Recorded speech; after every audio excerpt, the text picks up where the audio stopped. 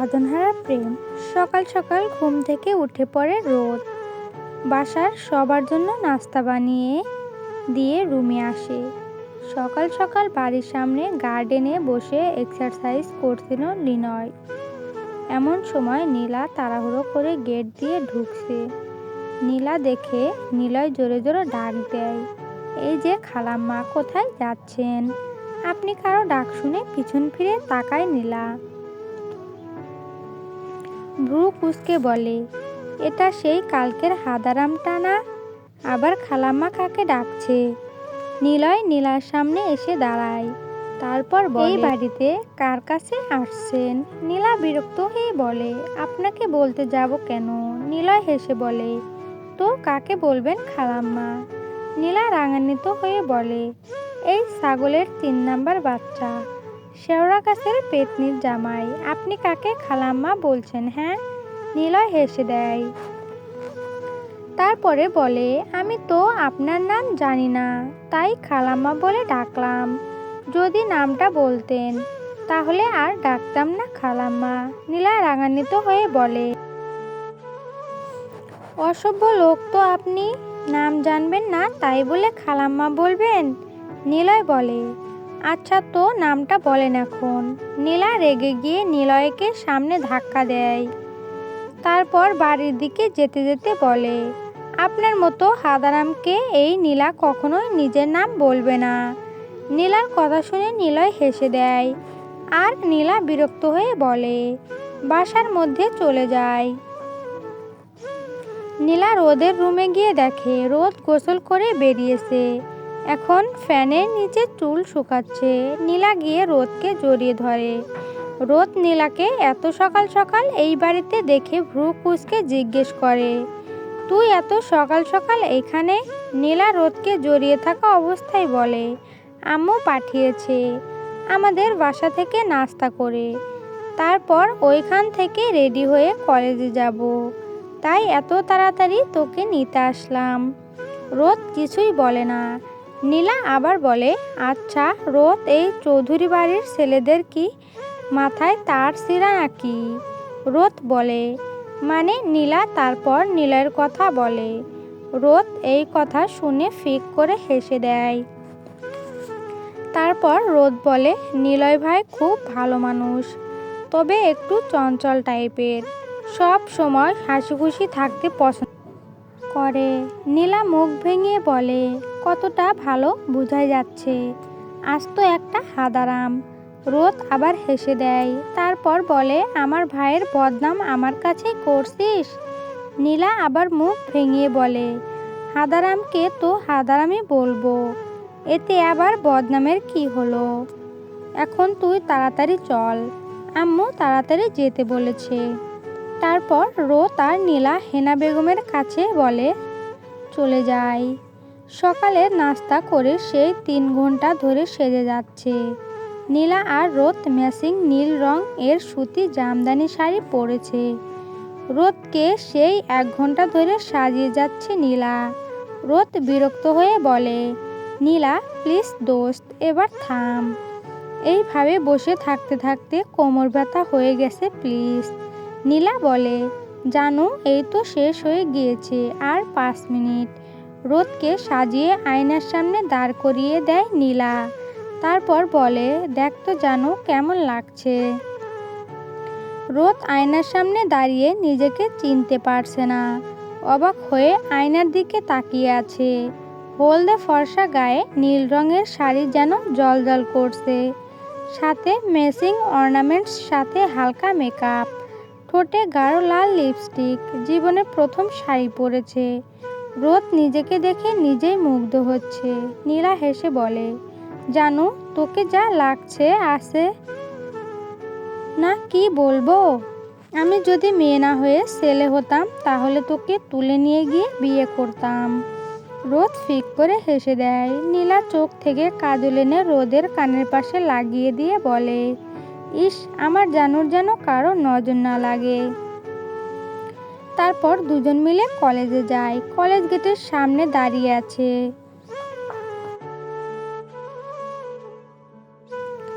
রোদ ভিতরে যেতে ভীষণ লজ্জা লাগছে। এইভাবে কখনো শাড়ি পরে বাহিরে আসা হয়নি। নীলা বিরক্ত হয়ে বলে, আরে শালি, এত লজ্জা পাবার কি আছে, ভেতরে চল, অনুষ্ঠান শুরু হয়ে গেছে। রোদ বলে ওঠে, নীলা দোষ, ভীষণ অস্থির লাগছে, ভয় করছে ভীষণ। নীলা বলে, আরে জানো কিচ্ছু হবে না, তুই ভেতরে চল। তারপর দুজন কলেজের ভেতরে চলে যায়। দুজন কলেজের ভেতরে গিয়ে চেয়ারে বসে। হঠাৎ চোখের সামনে স্টেজে শুভ্রকে দেখে ভয়ে কেঁপে ওঠে রোদ। একটু পাশে খেয়াল করতে দেখে অয়ন পাশে একটা চেয়ারে বসে আছে আর স্টেজের পাশে দাঁড়িয়ে নিলয় ভিডিও করছে। রোদকে এইভাবে ভয় পেতে দেখে নীলা বলে, এমন করছিস কেন, কি হয়েছে? রোদ নীলাকে বলে, আচ্ছা তুই কি জানতি শুভ্র ভাই এখানে আসবে? নীলা আস্তে করে বলে, কেন? রোদ বলে, তাহলে আমাকে কেন বললি না? আমি যদি তোকে বলতাম যে শুভ্র ভাই এই অনুষ্ঠানে আসবে, তাহলে কি তুই আসতি এই অনুষ্ঠানে? তাই বলিনি। রোদ রেগে গিয়ে বলে, না বলে তুই একদম ঠিক করিসনি। তুই জানিস ওই লোকটা বলেছে উনি যদি তার আশেপাশে আমাকে দেখে তাহলে আমাকে গুলি করে মারবে। নীলা বলে, আরে বেবি কুল, কিচ্ছু হবে না। আর তোর এই কলেজ আসার রাইট আছে, আর এটা তো তোর বাড়ি না, কিচ্ছু করবে না, চাপ নিস না। রোদ এর তারপর যেন ভয় কমে না, কেমন যেন অস্থির লাগতে আসে। ওয়াশরুম থেকে বের হয়ে আসছিল। রোদ হঠাৎ কারো হ্যাঁচকা টানে কালো অন্ধকার রুমের মধ্যে নিয়ে যায়। ভয়ে কেঁপে ওঠে রোদ। যখনই চিৎকার দিতে যাবে এমন সময় মুখ চেপে ধরে। ভয় যেন প্রাণ পাখি উড়ে যাচ্ছে। হঠাৎ গলায় কারো নরম নিঃশ্বাস পড়তে রোদ ধরো করে কেঁপে ওঠে।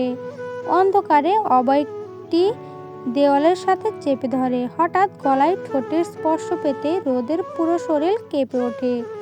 ধাক্কা দিয়ে অন্ধকারে অভয়কে সরাতে পারে না। চোখ বন্ধ করে ধরো করে কাঁপছে রোদ। মিনিট খানেক পর কারো সারা শব্দ না পেয়ে চোখ খুলে তাকায়। সামনে এখন কাউকে দেখতে পায় না। দৌড়ে অন্ধকার রুম থেকে বেরিয়ে আসে রোদ। বাহিরে এসে জোরে জোরে শ্বাস নিতে থাকে। আশেপাশে চোখ ভুলিয়ে দেখে কেউ নেই।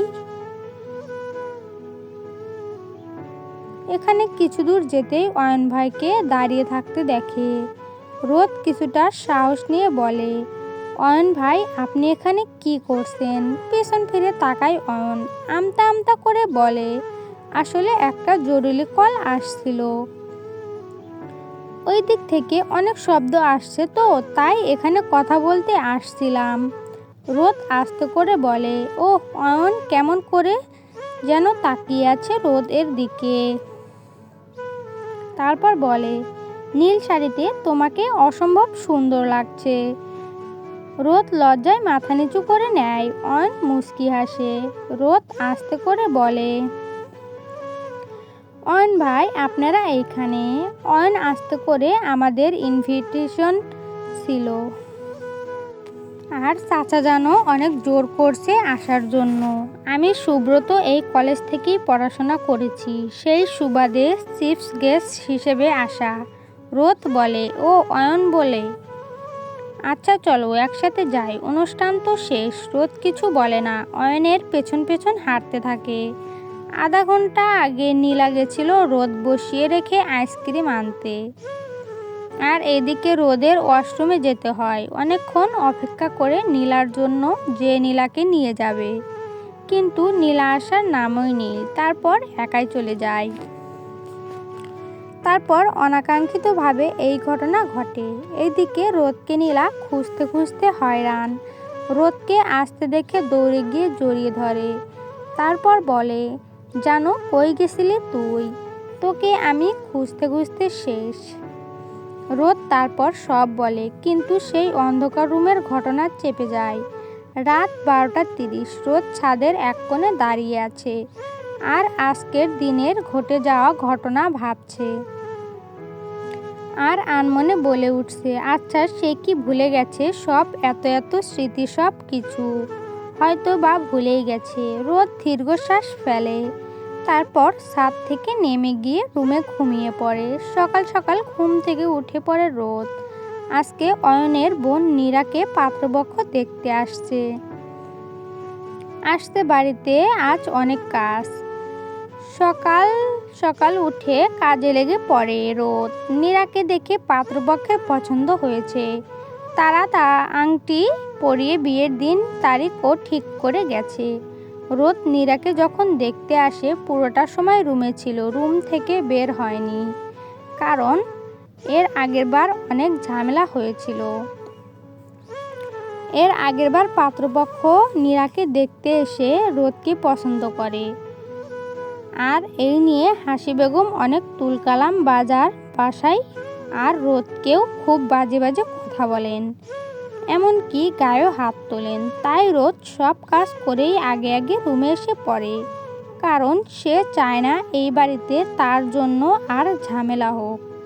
নীরা আর অহনার সাথে রোদের ভালো সম্পর্ক থাকলেও টিনা রোদকে একদম সহ্য করতে পারে না।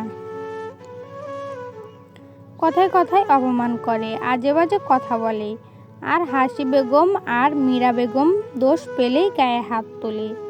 যতদিন রোদের মামুনি ছিল সে কখনো মায়ের অভাব বুঝতে দেয়নি, কিন্তু মামুনি চলে যাবার পর থেকে বাস্তবতা শিখিয়েছে, মানুষ চিনেছে। রোদ শুভ্র আম্মুর ফটো নিয়ে কাঁদছে আর বলছে, আচ্ছা মামুনি, তুমি তো জানতে আমার কোনো দোষ ছিল না, তাহলে শুভ্র ভাইকে কেন আমাকে এত ঘৃণা করে, কেন ভুল না করে কোনো এত শাস্তি পাচ্ছি আমি? মামুনি, এই বাড়িটা আমার নরক মনে হয়, কেউ ভালোবাসে না আমায়। মা বাবা চলে গেল, তারপর তুমিও চলে গেলে আমাকে ছেড়ে।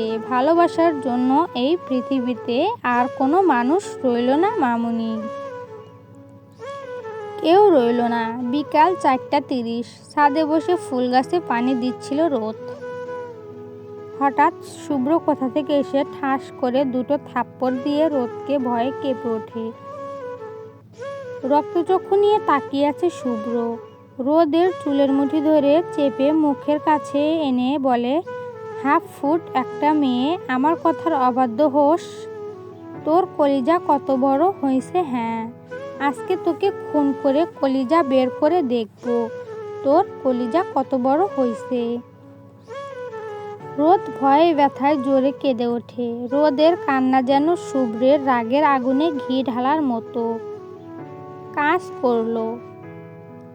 রোদকে দেওয়ালের সাথে চেপে ধরে গলা টিপে ধরে, তারপর রাগে বিড়বিড় করতে বলে, তোর মতো হাফ ফুট থার্ড ক্লাস মেয়ে আসছে এই শুভ্র চৌধুরীকে জ্বালাতে, না তুই আমাকে জ্বালাতে আসবি তো আমার রাগের উত্তপ্ত আগুনে তোকে আমি পুড়িয়ে মারবো।